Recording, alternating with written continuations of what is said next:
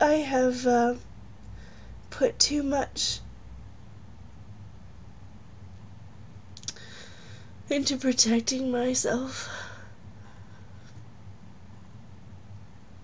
that I can't share enough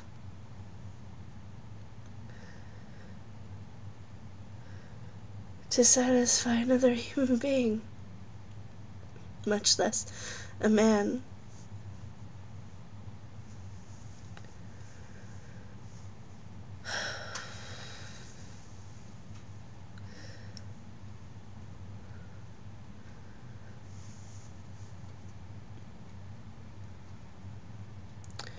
So therapy.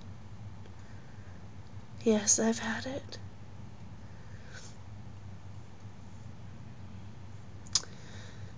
In my 20s,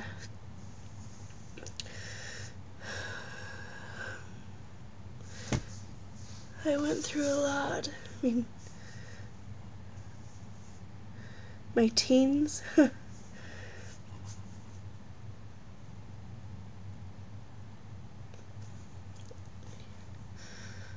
You look around anywhere you go, the supermarket, the mall, your school, everywhere you go, anonymously, there are a handful of people who walk in your shoes. You won't know it, but they do. They have those kinds of stories.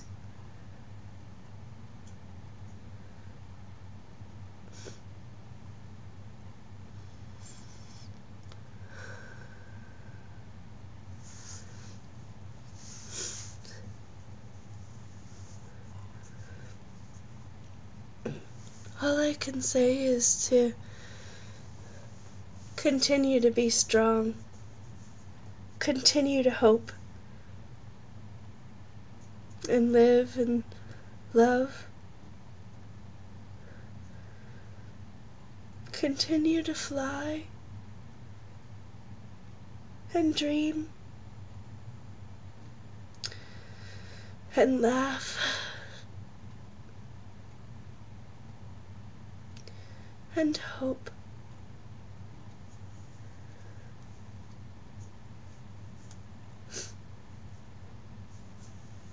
There must always be hope.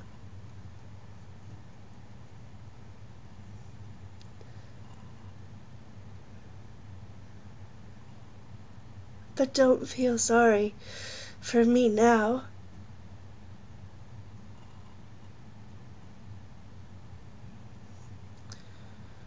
If you must feel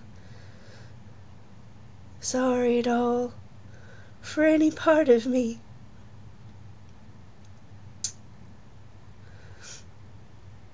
just feel sorry for the little girl who wanted to dance. Who wanted to dance.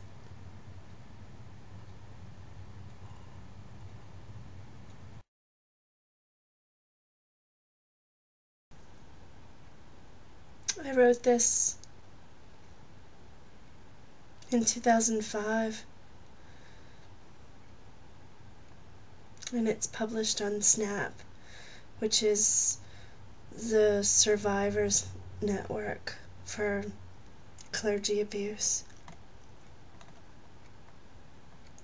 It's called Indents. It was, as it always was, your parents' tombstone, whom I had never known. You and your brother, a Catholic priest, were into your late 50s when our families met you.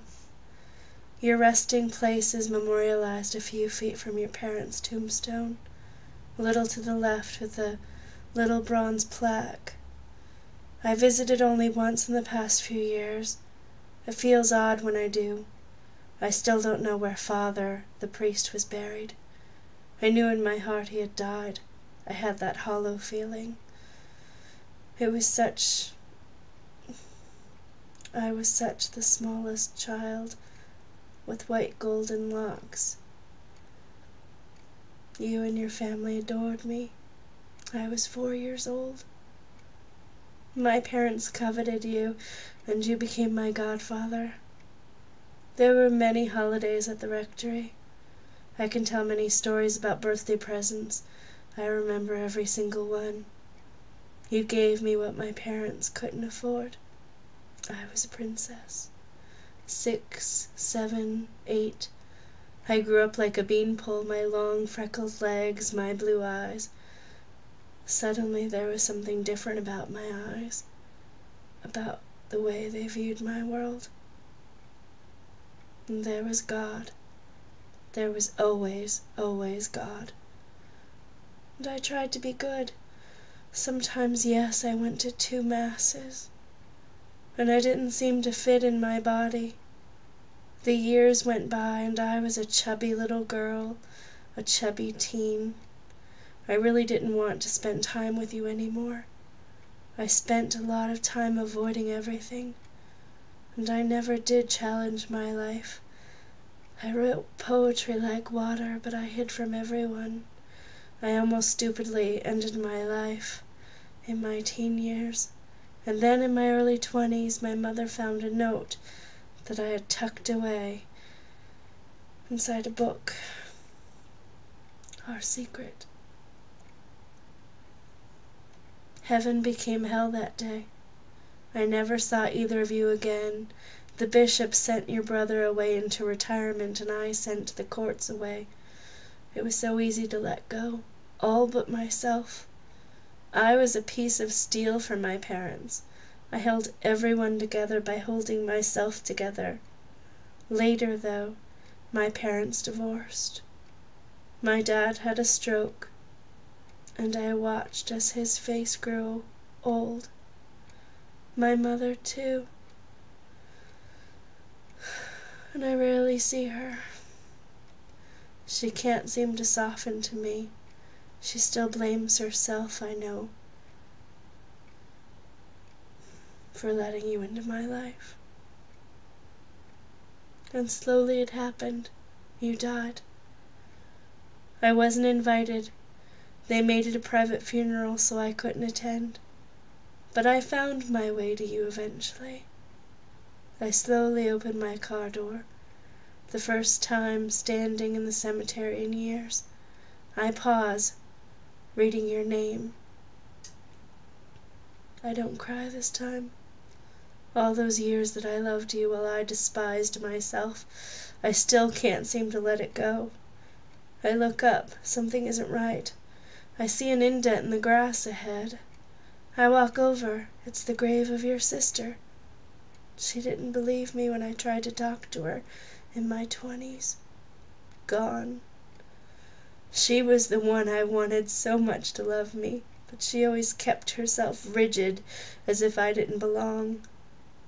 Another indent. Another sister. The older sibling. She was frail with the deepest red hair. We didn't know one another much.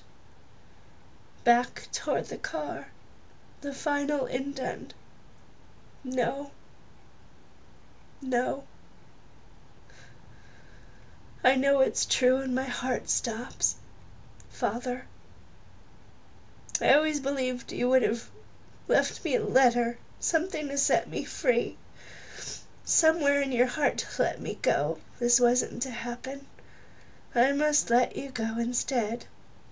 I don't cry. I've cried a million tears. I will cry a million more. But not this day. I am 7 years old again. I have beautiful blonde hair and deep blue-gray eyes. I am full of wonder and awe. My long skinny legs race to find you, and you are silent as stone. Father, but you're gone. The sun pales. I scoop my childhood up in my arms. There must be life beyond these blue eyes of mine.